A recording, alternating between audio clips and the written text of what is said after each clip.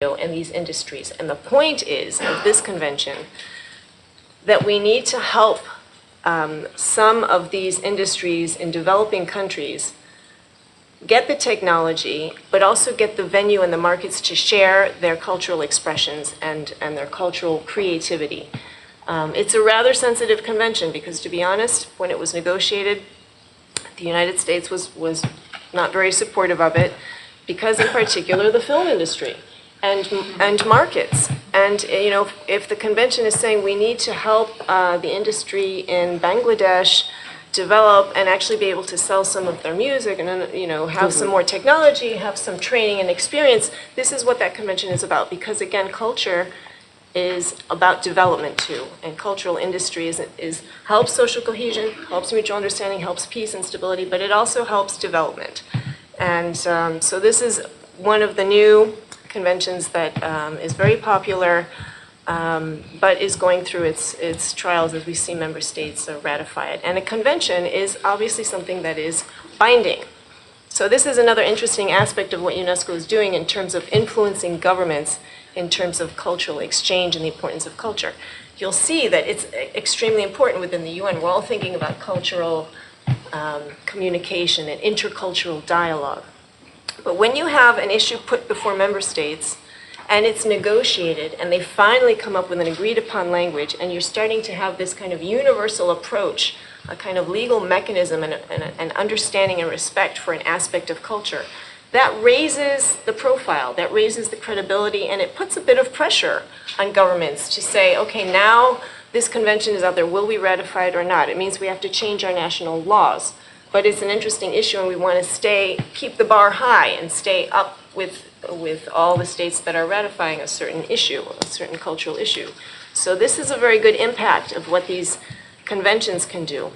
One other thing I want to mention is one of our declarations. It's the Universal Declaration for Cultural Diversity.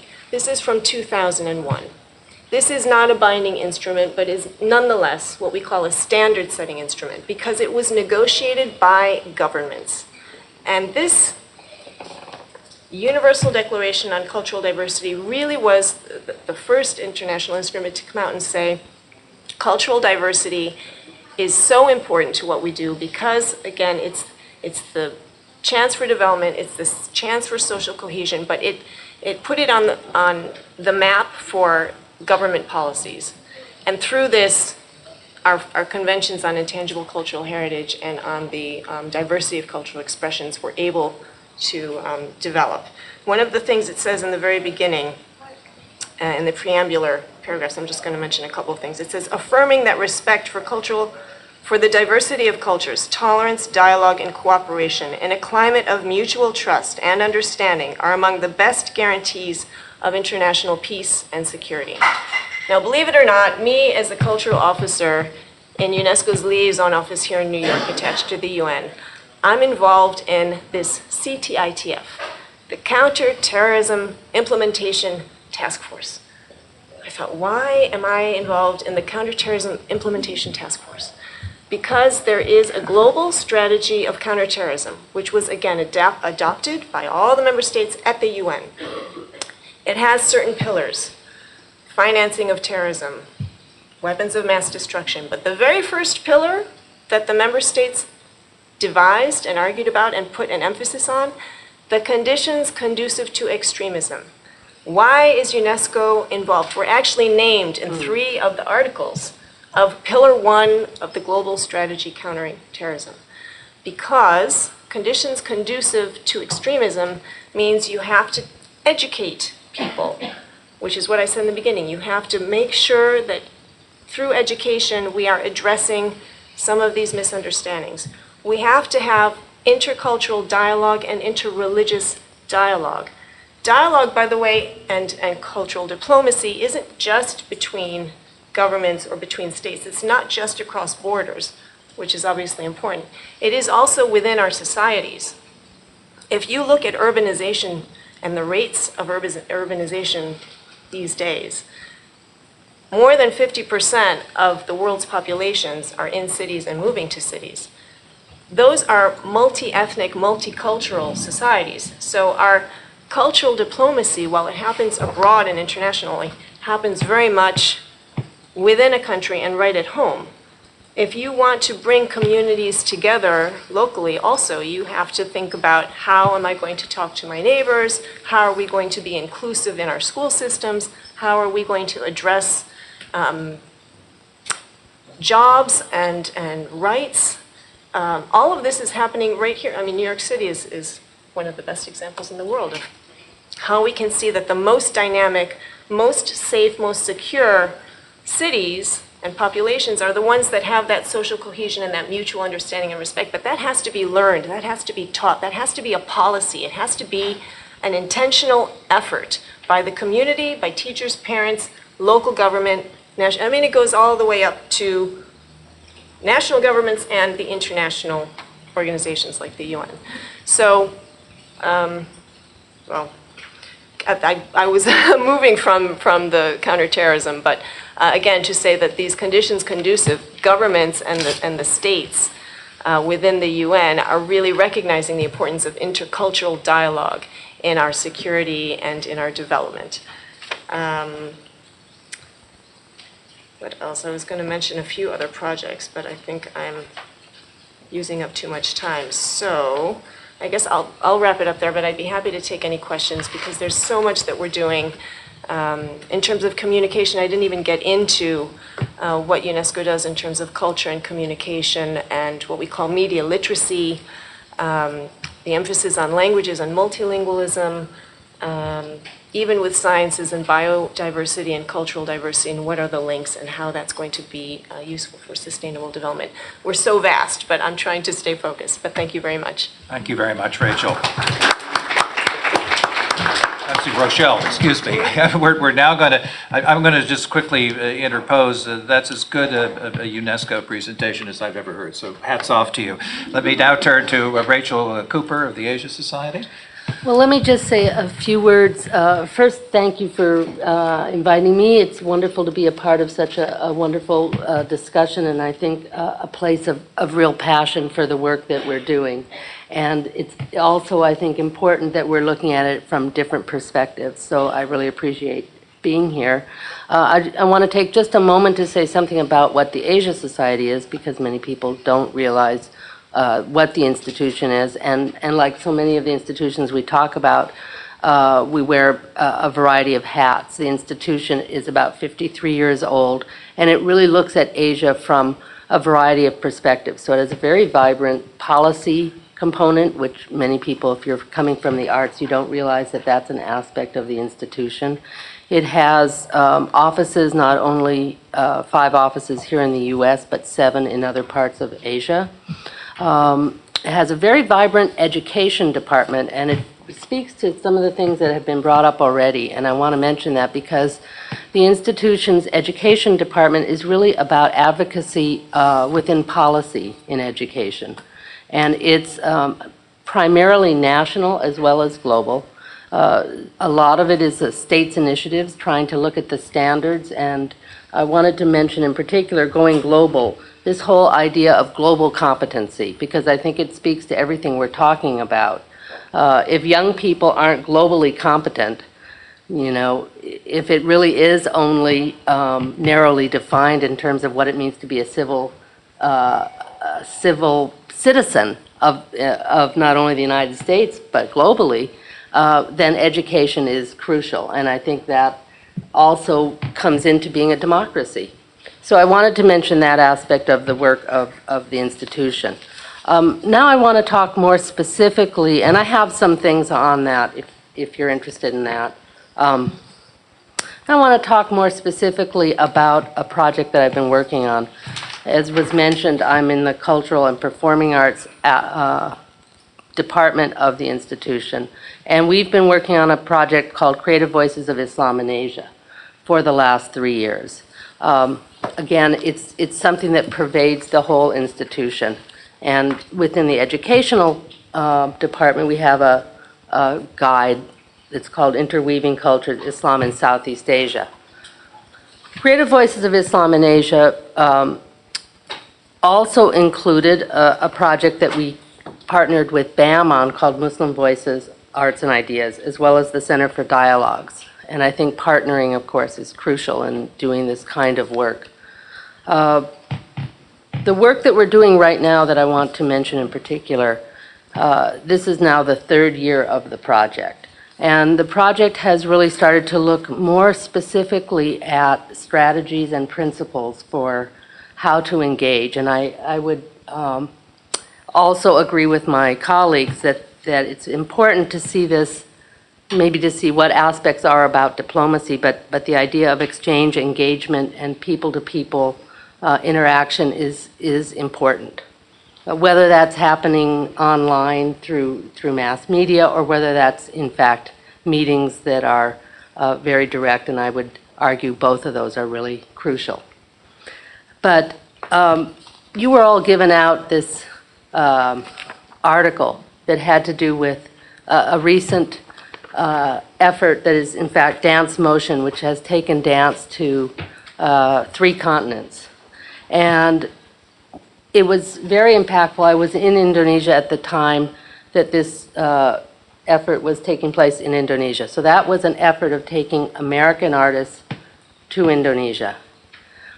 We happened, just by accident, to have a project that came on the heels of that brought 10 American performing arts presenters from all over the US to Indonesia to learn about Indonesian arts, and to meet with artists and to start to look at how we could have a long-term relationship and build a variety of kinds of engagement. Not only we're going to bring a performer here, but how could we have institution to institution of various sizes, whether that was a large-scale group or a small theater with a small theater here.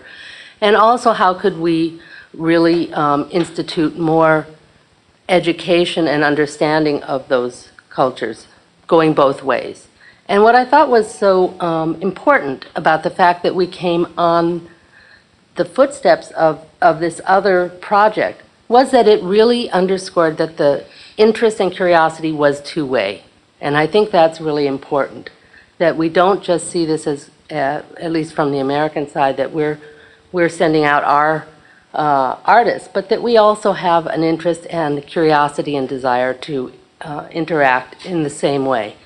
And we were just lucky, and we had I think 6 full-page articles in the Indonesian press about this. You know, of course, in Indonesia, we have a particular moment where people describe our president as the first Indonesian president. So, and he was about to come, so it was like, oh, okay, the U.S. and the Republic of Indonesia are meeting through the arts, and there was already an interest. But I think there was a genuine excitement that we were putting so much effort into knowing about Indonesia. And I think that, again, underscores what it means to be a citizen today, that's a two-way kind of exchange. The other thing that I wanted to mention in terms of this Creative Voices of Islam in Asia is a project that we're doing that has been supported by the Doris Duke Foundation for Islamic Art. And in that project, it's a research project with Ted Levin as our key writer, and interestingly, he was the executive director of the Silk Road Project. So he has a long experience working, particularly in Central Asia, but had worked with Yo-Yo Ma. And this idea of exchange and what it means, and I think equally important, I was also at the Smithsonian Folklife Festival, which was profound. And I would say not only did it make a big impact in Central Asia, but it made a big impact in the US. There were over 1 million people who went to that festival and who saw that incredible diversity and those artists. There's nothing like being there directly. And there were also people from the Hill and from government who were there. So I think it had that aspect as well. This particular research project really looks at what are some of the strategies and principles of supporting this kind of work, on the ground work. And it started with really doing empirical research in Asia, in Central Asia, in South Asia, and in Southeast Asia. One of the premises, and actually it's building on Cynthia Schneider's work, Mightier Than the Sword, which in many ways focused on the Middle East. So we wanted to number one, look at the fact that over 2/3 of all Muslims live in what is sometimes called Asia, which is an awfully large part of the world. And what are those cultures? And also looking at some specificity of each of those regions, because while at sometimes there is a kind of global community and some effort for that, sometimes people talk about the Ummah or the Muslim community globally, and at the same time there's some many artists and many people who look at this kind of specific cultural realm of their own area, and that's also really important. One of our goals is to show some of the efforts that are taking place right now.